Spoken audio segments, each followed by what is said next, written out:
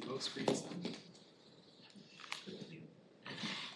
Okay, I think you have it. You go ahead and call. Okay, we'll call the meeting of the Healthy Neighborhoods Initiative Advisory Committee to order. We are going to skip over the approval of minutes because we do not have a quorum to take that action. So I guess we'll just, we don't have any public appearances for non-agenda items, I don't believe. I don't see anything on there. So agenda review, we're happy to welcome some wonderful community organizations here and our neighborhood navigator for the city of Fitchburg. And we're gonna have some discussions with them about what they're seeing in the neighborhoods and gather some information as we enter into a time of reviewing the initiative. So, okay, we have just the one agenda item, and that is this information gathering.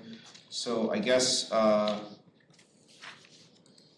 who should we have go first? Well, why don't you go ahead and ask Carmen to talk a little bit about her work and what's going on. Fantastic. All right. We will. So I'm going to ask all the folks that came to speak with us tonight. Just kind of give us an overview of your role or your organization's role. Kind of what you do in the community to start with, and I believe Deanna, you said you provided them with the. I did provide some guidelines, some questions, but we'll just leave this kind of open for discussion. We're just very interested in learning more about your organization and what you're seeing out in the neighborhood. So. All right, fantastic. Well, Carmen, you are our neighborhood navigator, so I guess you are up, and welcome. Hi, everybody.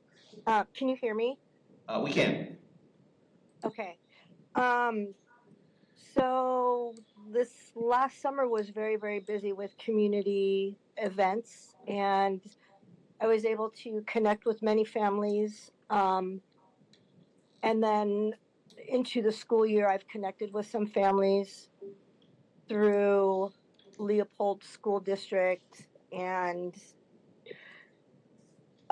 just other community events. Right now, it seems that the major focus is food, because the prices in the groceries are just skyrocketing, and yes, we do have a phenomenal outreach for all the food banks and the food pantries, yet there's still just an enormous need for that. Also, the other thing that I've seen, that I've heard, is like, if the neighborhoods could have more of community events for the kids, more sports events for the children. They just, most of these families live in little apartments, and they need that, just to be able to go outside and play. And I don't know, in the last couple of months, it seems like in the neighborhoods, crime has risen. So that's a big fear too. And these kids are scared to go outside. And I hear both sides, no, nothing has changed. But then I hear, the complete opposite. So it's, I think once the hub is created and that's ready to go, that'll be an enormous help for the community. And then with the influx of people coming in, there's not that there's a food shortage, but like I said, I would say that's probably the most that I hear about.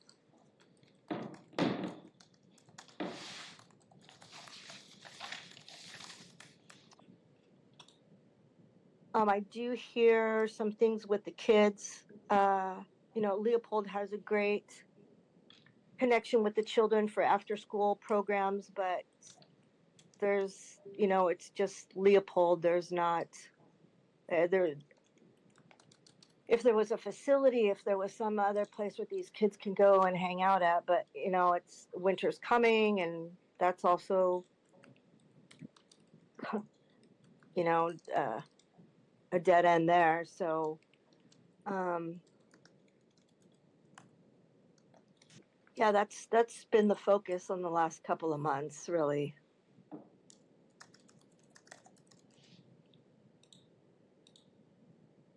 Okay, yeah, thank you. So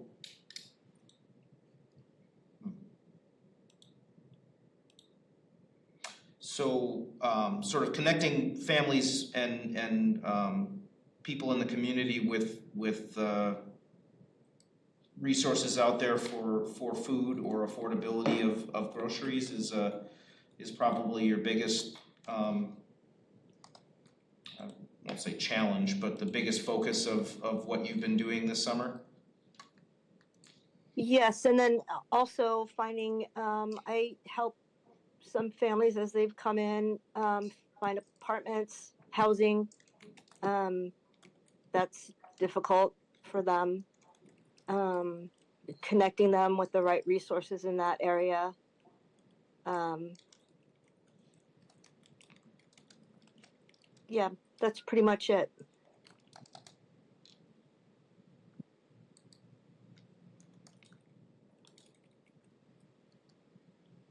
Okay, excellent. Um,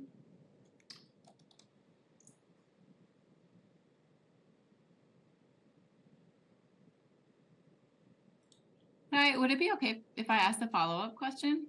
Of course. yeah, absolutely. Okay. Well, I was just curious. Thank you for sharing that context. And I was curious if you have insight on what sort of methods are folks utilizing is like food pantry access accessible and a like useful way to offset the cost of groceries. I'm just curious if there are things that are working that could be boosted that you're aware of. Um, one of the things that was starting to kind of be a challenge for some families is, these food pantries are only open at a certain time during the day. And most of these families are pretty large families. Some of these families go to the food pantries for other families as well as their own, which is hard for some of these folks at a certain time of the day. I don't know if schedules could be changed where there could be a food pantry in the evening somewhere at a library, anything. If the school would open up to have a food pantry in the afternoon and the evening. They did have one in the afternoon before COVID, and that was great. But I'm thinking more like in the evening time where it's more accessible once family members are home from work to help out, and it's challenging that it's always at the same time. Um, Lack of food, we they always run out, but there there hasn't been very many times where we have had to turn away a lot of people at that time. Um, could there be more? Yes, for sure.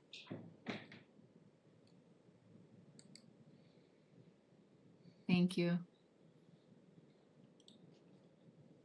Yeah, thank you. I'm curious, the families in the community that you help connect, have you heard that transportation to say the food pantries or food resources has been a challenge.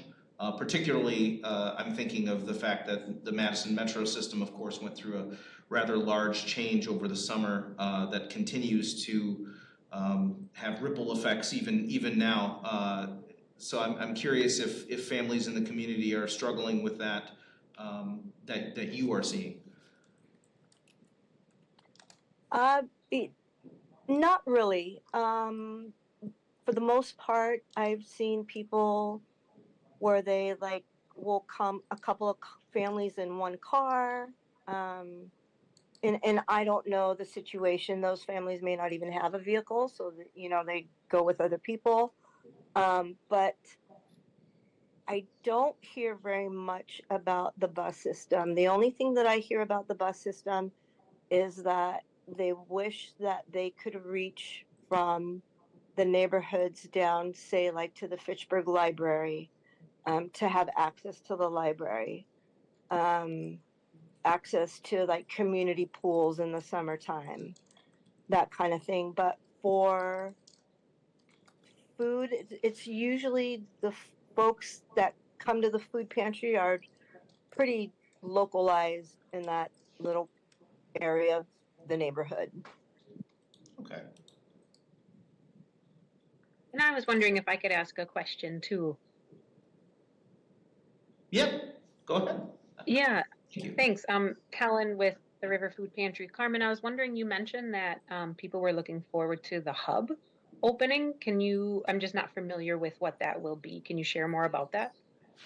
So the hub is going to be like a community center, and hopefully we will utilize that with different resources. I'm not sure of all what this community center, how many, different departments and different uh, different kinds of offices will be out of that. I think that it's going to be open to seeing what will be most needed in the community. Say like a community health office would be something in there. A place where they might have classes. Just a really just a great gathering place. Sure. And is there a location selected already for this? I believe so, but I'm not sure where we stand, and I it's been a long road, and I'm not really even sure where we are at with it. Yeah, I can jump in on that. Can everyone hear me? This is Brad Sipple, staff, City of Fitchburg, planning staff. So the hub will be located on Traceway Drive, across from the Highline, sort of across from the Highline Senior Apartments. It's on, and just south of, I think, the Fairways Apartments. The location's there. The building has been, the building and the property has been mostly designed. It has some classroom and flex space inside the community center there that would be available for rent, for residents, community organizations, to hold events. It has outdoor space, playground, bike skills, kind of like a bike playground type thing there, and I think the current expectation is that it would be constructed over the course of 2024 and open in spring of 2025. Okay, great. Thank you. Yeah.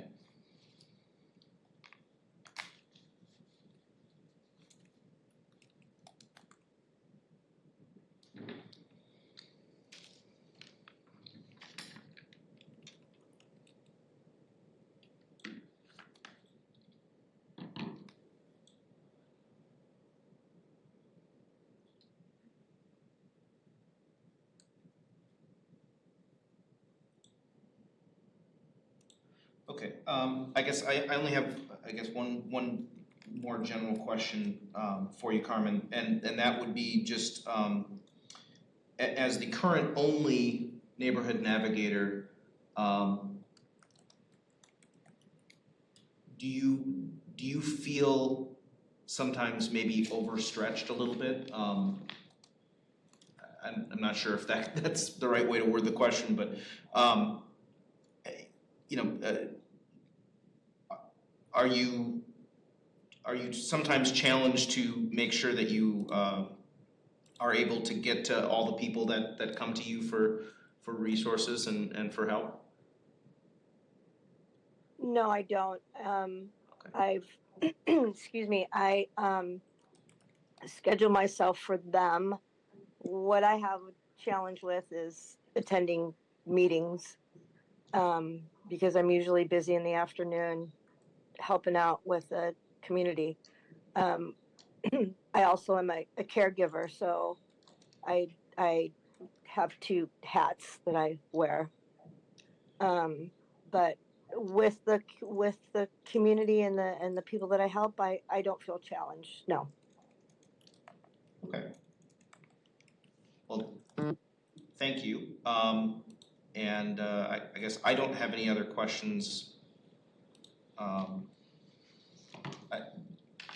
got a lot of really good information though, and I very much appreciate you taking the time to come and talk with us. It's important that we know what you are seeing out there so that we can keep that in mind when we're looking at this initiative and ways to make it more relevant to the day-to-day needs that are being seen now. Sure.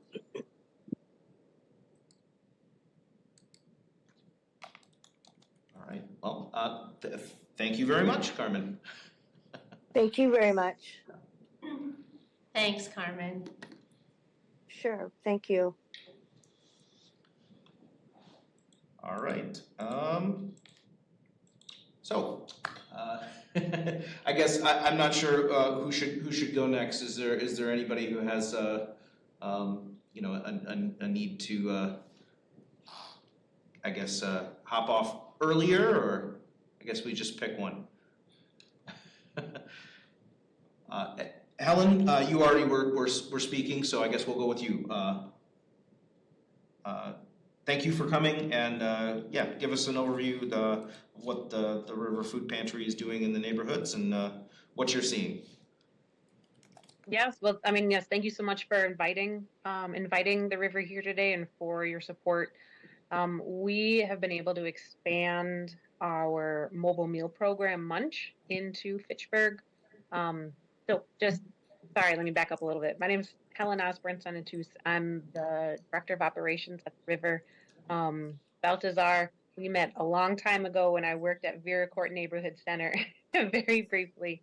But yes, and so we at the River, we serve food, groceries and meals through 8 different programs. And pre-pandemic, we served through 3 different programs. And so we've expanded in a lot of ways to increase accessibility.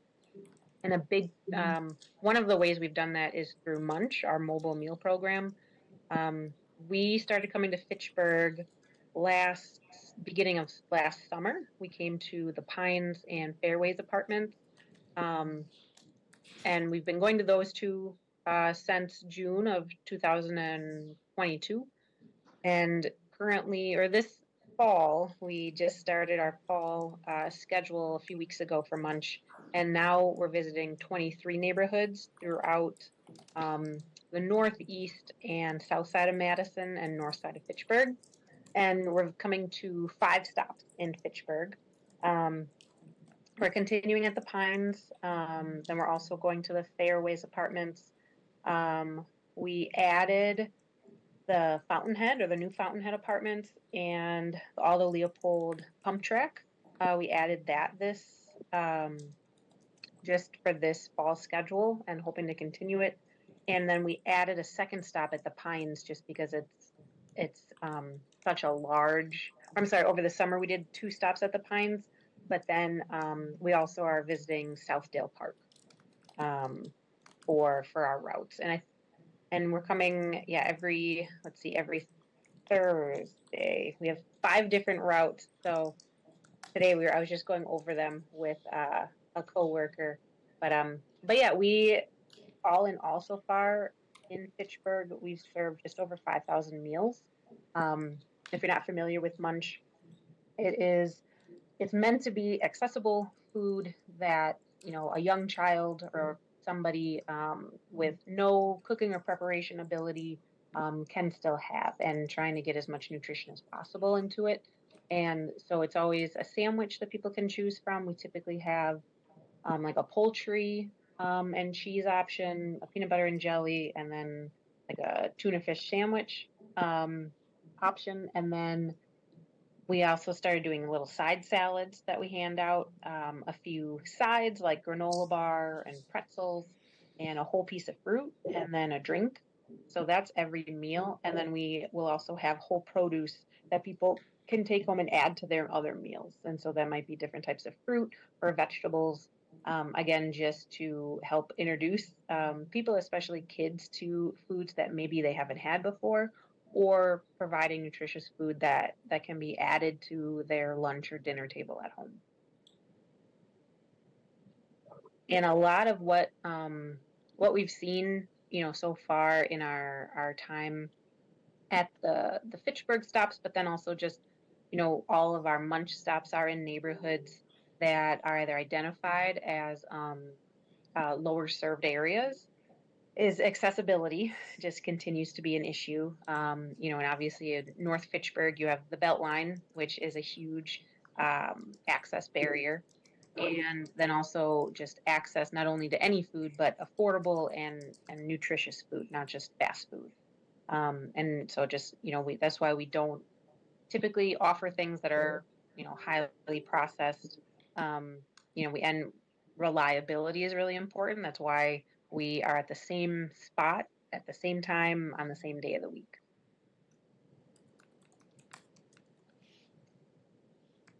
But yeah, can I answer any questions or share any other information or hear any feedback if any of you have heard any?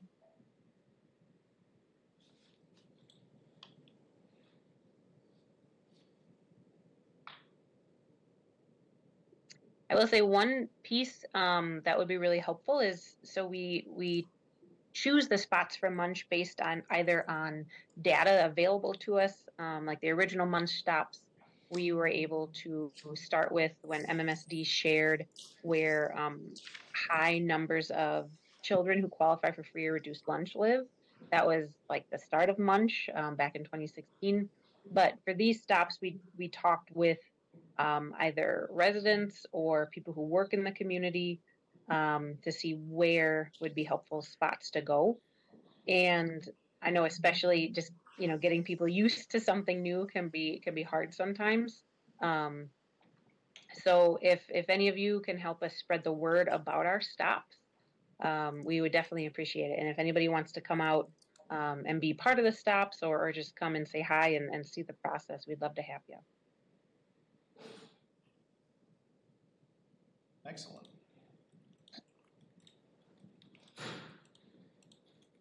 That is a lot of information. I appreciate that. I was not aware that the River Food Pantry was doing so much.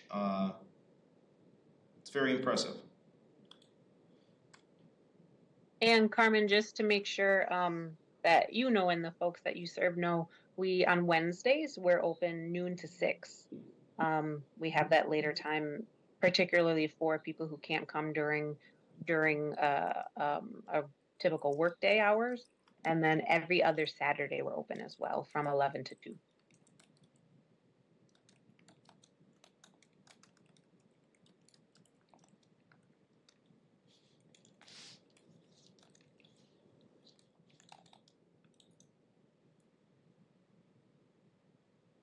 Can I ask a follow-up question? Yeah, so I again appreciate the information that you're sharing, and my curiosity is just around, you know, from how you see your role if you had unlimited or, you know, more funding. How do you what do you feel like would be the way to best expand access? Would it be through providing more options? Would it be more days of the week? I'm just curious, yeah, from your perspective. Sure.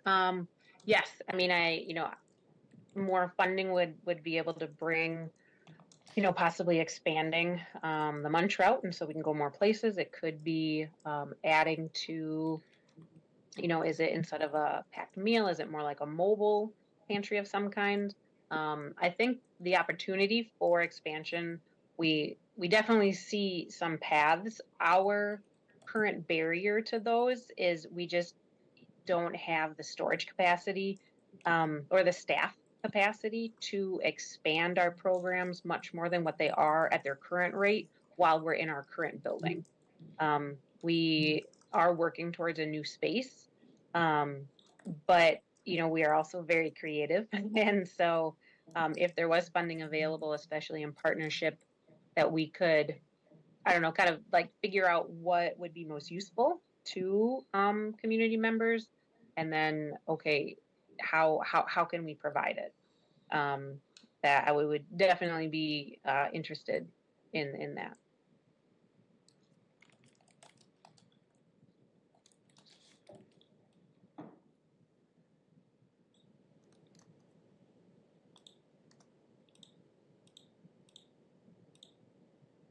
I guess one additional sort of open-ended question, I guess I have is again off the top of your head, if there was a neighborhood or location in the city of Fitchburg that you don't currently provide service to, but you would like to, do you have any in mind, or are there any that are top of list for places that that your services are needed? At this time, we don't. Again, we kind of looked at our capacity for being able to add new stops, and we were able to add the couple from the summer. So now we're in Fitchburg and 5 different neighborhoods. But you know, that's what I would come to. Like Carmen, to see, all right, where is a high density area where a lot of people live, and there aren't options. And so those kids coming home from school, and that's one thing too. We time our munch routes to be in neighborhoods after school is let out, and so kids coming home from school, parents or family members picking up from school are hopefully home by then, and are at the stops if they're hoping to get a lunch from us when we're in their neighborhood. But yes, so at this moment, my long-winded answer is we don't have another neighborhood in mind, but we would come to the community in Fitchburg, and get feedback on where we would be most useful.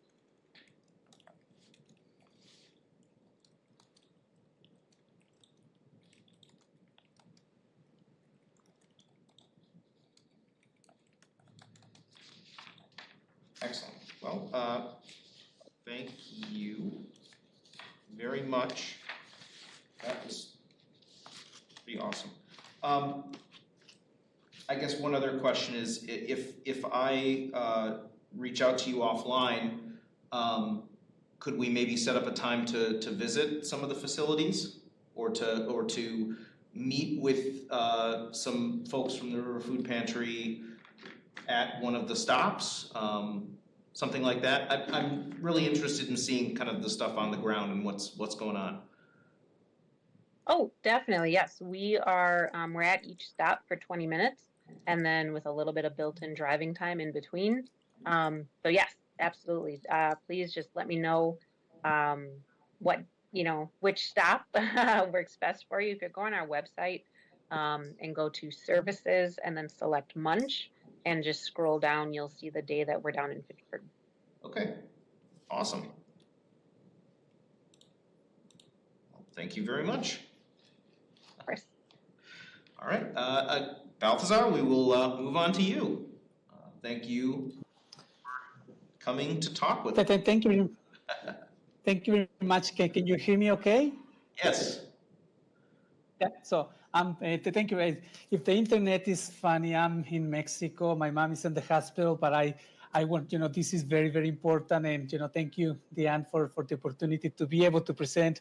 I thought I missed the meeting because of the time change, but I'm glad I was able to be here. Anyway, so my name is Baltasar Dianda Santana. I'm the Executive Director of the Latino Academy of Workforce Development. We have been recipients of the Healthy Neighborhood Initiative Fund since 2019. So, very, very, very grateful for the support. I'll just give a quick background about some of the programs that the Latino Academy has. The Latino Academy, we were a program of the Veracruz Neighborhood Center. We just became independent in 2022. And since 2022, we then started, doing more to serve the whole Fitchburg area and also the South Central Wisconsin region. We have three different areas. We have general education, which is GD, ESL, computer literacy, financial education. Then we have leadership and wellness, which is helping with bilingual leadership academy, leadership skills, mindfulness, nutrition classes, and a mentorship program. Actually, the funding that the Healthy Neighborhood Initiative is provided in 2019 is now becoming, it helped us to start the Bilingual Leadership Academy, which now in November, we are going to be launching a Bilingual Leadership Academy together with Mason College and the Workforce Development Board to make sure that we give the opportunity to employees who are in the workplace for them to become leaders and for them to advance internally. And then we have our workforce tracks, which is CDL program, which is part of our transportation program. We have manufacturing, we have construction, we have IT, and then we also have a hospitality area. I think, many of the needs that we see right now, just to give you an example, we have 80 participants right now in our GD HSCT program. Latino Academy, we are one of the few organizations that provide the GD in Spanish, because we want to make sure that we support our participants as they come into the country, get their GD, and for them to continue advancing into, careers in different areas. There is a huge need of workforce. We have newly arrived immigrants, and Carmen, you made reference to that. Right now, we have folks who are coming from Venezuela, from Honduras, from Nicaragua. The place how Fitchburg used to be before, a year ago is very, very different right now. Even at the Latino Academy, 60%, 70% of our students are, from Venezuela, from Colombia, from Honduras. One thing that we're discovering is that the needs are very different. Before, the community that we serve did not have the skills and did not have the language proficiency, or many of them had the language proficiency. Right now, what we are seeing many folks from Venezuela, Colombia, who already have a degree, who already are doctors in their countries, who are engineers in their countries, and they are here now working at McDonald's, working in factories. So one of the big issues that we are seeing, how do we, and many of those folks, obviously, their English proficiency is very, very minimum. So how can we make sure that we support that? Because these folks are looking into getting into those jobs, looking at Latino Academy, we have an accelerator program, and we have a number of students who already have a electrician degree from their country. So that's the biggest issue right now. We don't want to happen what happened many, many years ago when folks came to the New York City with degrees and, are driving taxis right now.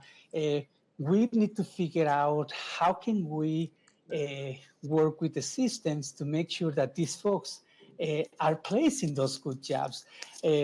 Great minds, there's a lot of brain power. The city of Madison and obviously the city of Fitchburg and the whole Wisconsin and the whole country, we need to know how we can retrain these folks, provided with the English knowledge for them to advance. obviously, just what Carmen mentioned. I think there is a housing issue. Our community, they are looking into make sure that they get out of that renting a place. Fitchburg, we know with many folks live in rental facilities. One thing that we have heard from many of the residents through some of the financial educations that we provide, through some of the home acquisition education that we provide, they want to work hard so they can gain what the money that they need so that they can advance, they can own their own homes. One of the issues that we see also is that computer literacy. Many folks, they know how to use cell phones, but obviously when it comes to learning how to use computers and advance in that area, many of our folks, and I think this is nothing new for anybody here, many of our folks, they have 2 to 3 jobs. Actually, Latino Academy, we do not have many people who do not have a job. The majority of our students, especially the ones coming from the city of Fitchburg, they have 2, 3 jobs. And our goal, and the work that we are doing together with other organizations, is to make sure that we are able to place these folks into a one full-time job, with great benefits. I think that's what really is going to push those individuals, and that's what really is going to everybody who comes to Latino Academy, because they want to get trained, they want to get better jobs, they want to do the best for their families, and also at the same thing, the best for the community. So that's super important. One of the areas that we are working. The issue that happens a lot is the immigration issue. Obviously, we have folks who do not have documentation. We also have folks, especially folks who just arrived from Venezuela and Colombia, that are asylum seekers. So, very mixed immigration status. That creates an issue by itself. So this is, just in general, some of the issues that we are seeing. One thing that I want to put out there is the fact that Fitchburg has a thriving community of individuals who want to do what's best for their families and for the community. At Latino Academy, we're very glad to be able to serve this community. We actually just moved our new offices very near to Fitchburg, and many of our students, they actually can walk to where we are located. Right now, we are on a landmark, 2909 Landmark Place. So right there by the Bell Line, and many of our students who live in the back, they are able, in the Leopold neighborhood, that are able to now walk to the Latino Academy. I think those are all the information that I have now, and I'm open to any questions that any of you might have. I'm pretty blown away by how many initiatives that the academy is involved in trying to help the community. That's a lot of missions to keep in motion all at once. I guess my biggest question really is, you have a lot of goals to help meet a lot of these needs. What's your biggest roadblock or challenge? Like what would help most to be able to expand these programs or to make them more successful for the organization? Is it funding, the above? So yeah, I thank you very much for that question. I think obviously funding is always a big issue, but I think right now one area that can help, and we are working with folks at Fitchburg. We have a lot of Fitchburg has a lot workforce. Our goal is to make sure that we connect these folks with folks like Platon, folks like Promega, folks like Sub-Zero. I think, Fitchburg has, I, I think Fitchburg should be very, and I think you guys are, that you guys have three of the biggest, companies in the state, if not, some of the biggest companies in the whole country. So that's one of the things that we are working on, to try to make sure that we connect these folks into those good jobs. A great job in Platon, Promega, Sub-Zero. We have a great partnership with those folks, but I think many times there is a lot of layers, but also I think our participants, we need to continue doing continue doing strong work to make sure that these folks have the skills, that these folks have the language proficiency, so they can then be able to compete in those areas. One thing that we're very, very glad of, that great partnership that we have with those employers. But again, I think we still need to continue moving forward, because there are companies who are always looking for employees, and Fitchburg has that workforce. So how can we continue pushing that so they can hire folks who come from Fitchburg? And I don't know if that answers your question, but that's one of our biggest, every time. Right now we are looking into strategic planning. We're doing a strategic planning at Latino Academy. And our goal is, how do we make sure that we find career opportunities that are family sustaining opportunities, where our participants can have disposable income, plus great benefits. So I think Fitchburg has a lot of potential there. We're already doing something. I think there's still a lot that we can do with more funding, and also being able to leverage other funds. Sure. Yeah, so what I'm hearing is that, the academy has a lot of skilled workers who are ready to get into those jobs, or who will be.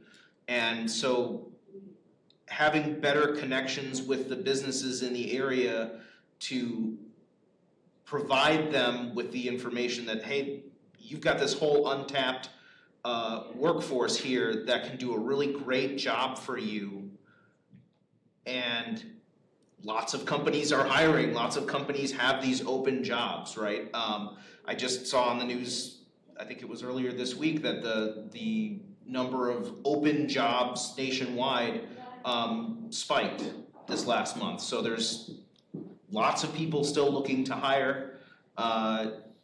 So the connection for the community to those jobs is what's critical to making sure that the whole system keeps working. Because you can train them, you can provide them with the resources that they need, but if they don't have that connection to the employers, and the employers don't have that connection to the workforce, then that's a gap.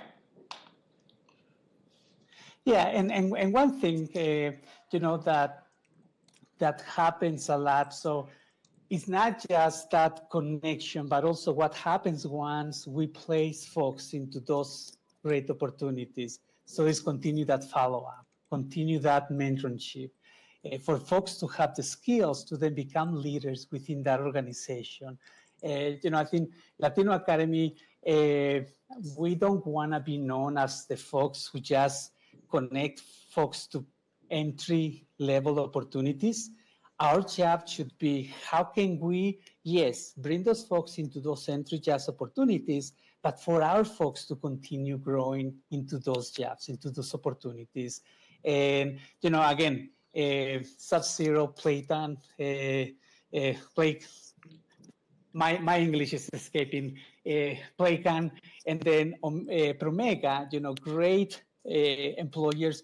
We already have an amazing relationship with them. So we just have to continue fostering that relationship to make sure that connection continues. But then also for us to make sure that once we put someone into those jobs, for those folks to continue advancing within those opportunities. Sure. I guess another thing I'm curious about, and forgive me if I'm not up to date on what the Academy is doing in regards to this, but I recall reading something about when you opened your facility, it was last year, I believe, you have some storage space for folks who are self-employed to maybe store some of their equipment. Is that a focus of the Academy, to provide kind of support to self-employed members of the community so they can build their own businesses rather than just simply being employees of other companies? So, so yeah, one thing that we are doing at Latino Academy, we're actually expanding right now at the Landmark place. We have two business. We have a transportation business accelerator, and we have a construction business accelerator. So one thing that we are doing through those accelerators, providing folks with the knowledge and that they need if they want to open a business in transportation, and if they want to work in a construction business. And the reason why we are only working with those two type of businesses, one, the transportation, Latino Academy, we have a very successful transportation program, our CDL program. So we are helping folks, individuals, to understand how do you get a DOT permit? How do you buy a truck? What are some of the licenses that you need? We actually have our first generator, our first transportation program that is gonna end October 10, and we have some folks from Fitchburg who are part of that program. I believe we have at least 5 to 6 participants that are working into opening, or they already have their transportation business. They just wanted to continue moving that forward. The other one is a construction accelerator program. And what we are doing there is supporting this business owner into how do you integrate green energy initiatives into those opportunities so you can be ready to compete in the green energy arena. And one thing that we are doing is participants in those accelerators, incubators, we are going to be offering a space for participants where they can meet with their clients. Many of our participants that are working from home, they tell us, I don't want to bring my client or a possible candidate as a client to my home. What a better place, to be able to meet here at the Latino Academy. So that's what we are doing right now. And, we have a number of students that are already meeting with some clients at the Latino Academy, and we are growing that into an incubator program. That program is specifically funded by the Dane County. But yeah, we are very, very excited to be able to have those different initiatives. Excellent. It's very exciting. All right.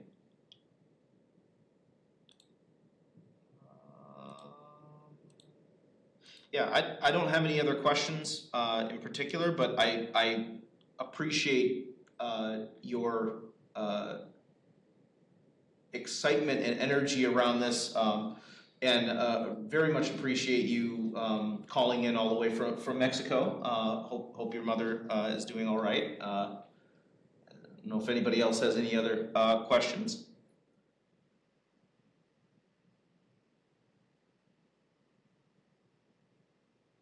I can't figure out how to ask my question, but I think I'm just gonna try. Balthazar, I really appreciate everything that you shared. And it really does seem like there's, you talked about different experiences now of newer immigrants who have come. And I think where I live in Southdale, we have more of the folks from Honduras and I think fewer folks from Venezuela and Colombia. And so I'm just thinking about, well, first of all, maybe a question would be, my assumption is that documentation status, immigration status situations are different depending on where folks come from. So that allows that pipeline to go, you all are able to help more if folks have documentation. And I'm just curious, what do you see? And you've shared a little bit about this, but there's just a different situation for a lot of the folks coming from Honduras and Mexico, and just looking for ways, I think, where is that entry point for support? What are the needs that you're seeing, and the ways that you all have been able to support folks who maybe aren't coming with a degree, maybe aren't coming with the immigration status? Thank you very much for asking that question. And I think that's one thing that makes Latino Academy very, very different from maybe other organizations. Me, myself, I was undocumented for 16 years. I have a sister who, because she's been in California for 25 years, she cannot be with us right now as my mom is having a heart surgery. So obviously, the fact that we have folks from Mexico who've been there for many, many years and cannot get a work permit, that's a big issue. And then we have folks from Venezuela who, with a right there, 6 months, they might be able to get a work permit. Then other folks from Honduras. That alone, and I know this is not a political thing, but I wish government was, I wish Washington can hear something like this, because that put us against each other. Where you have someone, we have a student who said, Baltasar, I'm just very angry because it's gonna take 6 months for me to get my work permit. And he mentioned that in front of the class, and everybody's like, you should be glad, because we have people who've been there for 30 years, 35 years without being able to, legally work.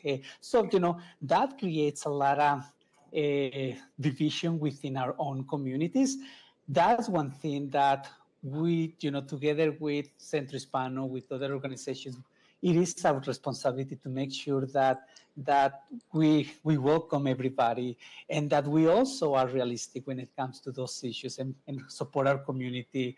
I think we meet so I'll just give you an example. We have our career fairs every month, and then we have a very big career fair last, in the month of June.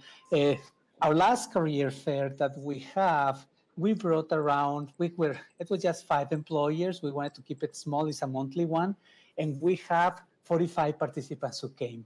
Each of them a different story, different background, different need. Some of them, Baltasar, I'm gonna be getting my work permit in 2 months. Who do you recommend me?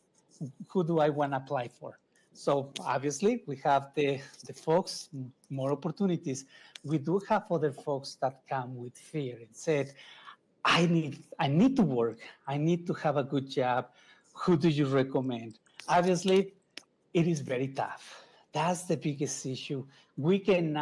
I cannot tell someone, oh, go and work for this company if they don't have documents. We are hurting them, and also the company might, we're also hurting the company. So very, very difficult issues.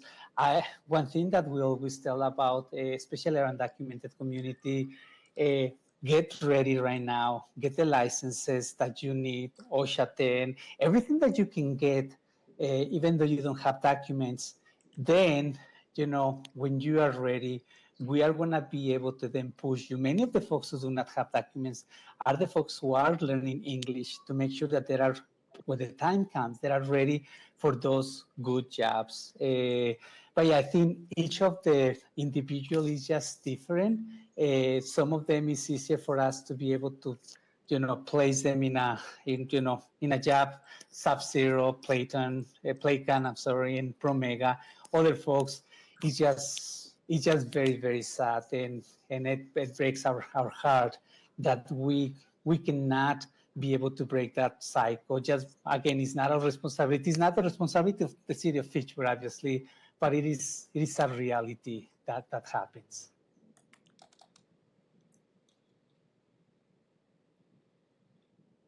Thank you so much for answering. And I just want to echo, well wishes for your mom and hoping appreciation that you came and well wishes for your mom.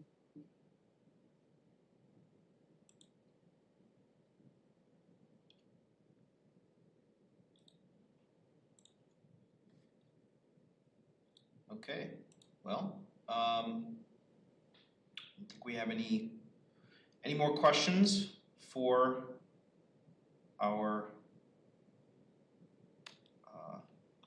attendees.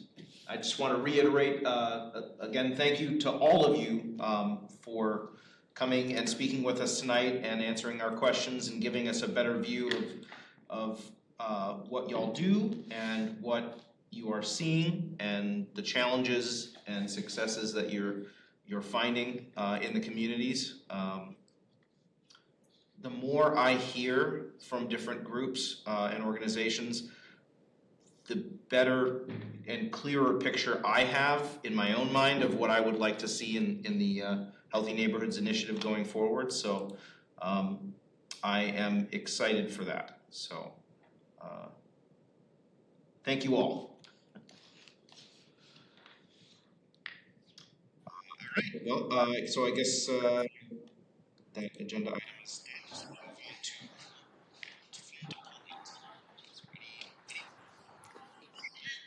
Brad just mentioned, of course, about the hub.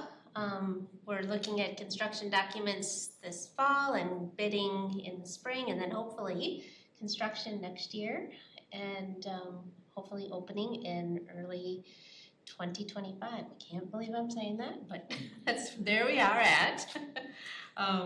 Then just briefly on the teen center, things have been moving at times painfully slow, but moving. And so today Brad and I received some revisions to the teen center feasibility study scope, which we will be reviewing, and hopefully we can bring that to contract here in the next couple of weeks so we can proceed on that next phase of the teen center.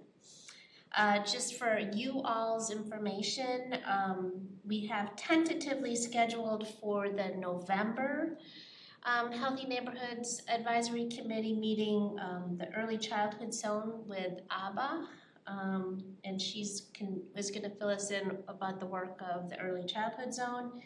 Tentatively, Tiffany with Boys and Girls Club, and then Jill with Big Brothers Big Sisters, and then also tentatively Megan with the Community Action Coalition of South Central Wisconsin. So we do have some things on tap.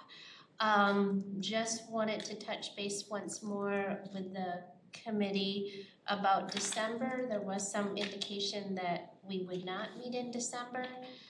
If you could give staff some more direction on that. Sure.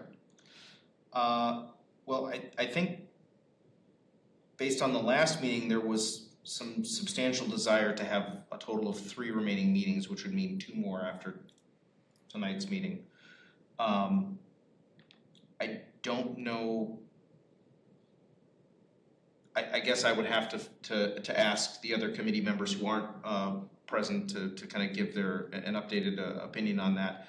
Personally, I think if we meet in November, that might be enough. I know personally my Decembers are always very busy. So finding a time to meet can be very challenging, both from a work and family standpoint. So I guess I can reach out to all the committee members and ask them. Yeah, I would appreciate it if we could just, because if we are gonna go in December, then, staff will wanna try to work out a schedule. Sure. Or if you all have some ideas about who you would like to bring in. I think we're probably pretty full with our agenda for November. Right. Yep, yeah, I'll reach out to everybody probably tonight after this meeting, so we can get you some direction as soon as possible. That would be great. That's all that staff has this evening. Excellent. I have a follow-up question about scheduling. And I'm sorry, I don't know the answer, but I'm curious when we'll find out when the budget is expected to be Oh, I should have. finalized.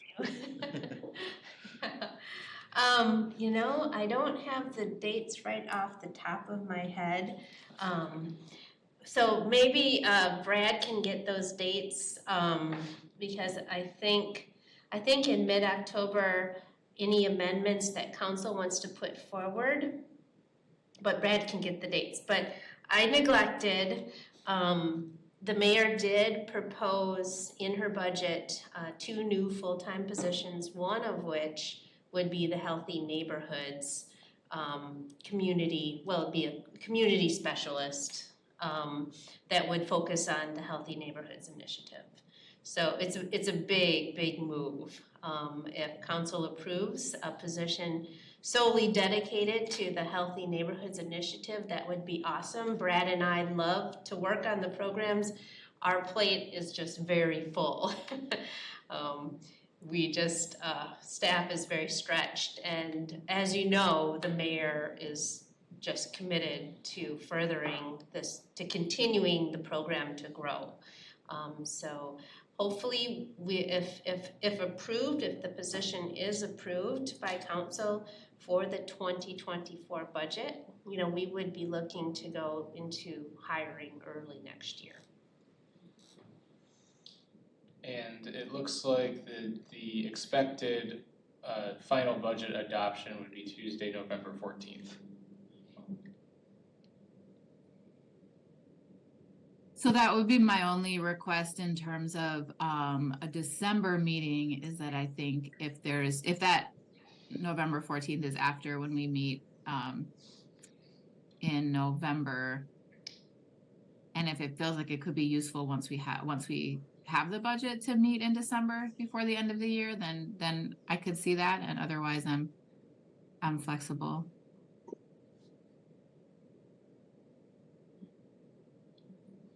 Let us know. Sure. Yes, there's actually several different parts of the mayor's budget that she is promoting the H&I programs. Phase 3 of the Teen Center feasibility study, she has funds in there. She's proposing to significantly increase the funds for the H&I grant program. She's proposing staffing also for the hub. So this is an important initiative for her. But yes, staff would be happy to fill you in after the budget is passed in November. Sure. All right. Thank you. It's a good question. Okay, well, so I guess, are there any other announcements? I don't think there are. We can't really move to adjourn the meeting because we don't have enough people. It's just gonna have to be by consensus. Okay. All right, well, so unless anybody objects, I think we can adjourn the meeting and head on home.